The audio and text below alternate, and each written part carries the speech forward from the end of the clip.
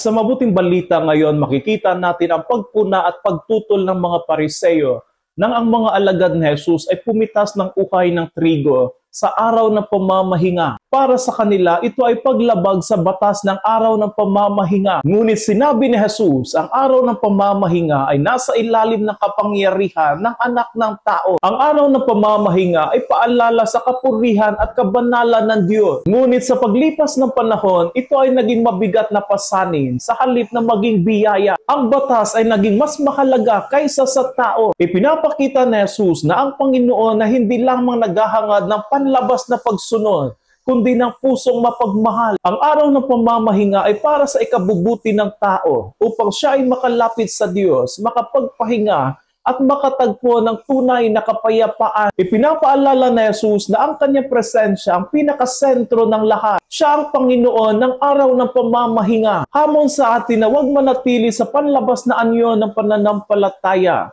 Ang mahalaga ay ang ating pusong nakatuon kay Kristo. Ang lahat ng ritual, tradisyon at batas ay gabay upang tayo ay umibig ng higit at laging malapit sa Panginoon. At kung pag-ibig ang ating magiging pamantayan, doon natin matatagpuan ang tunay na kahulugan ng araw ng pamamahinga.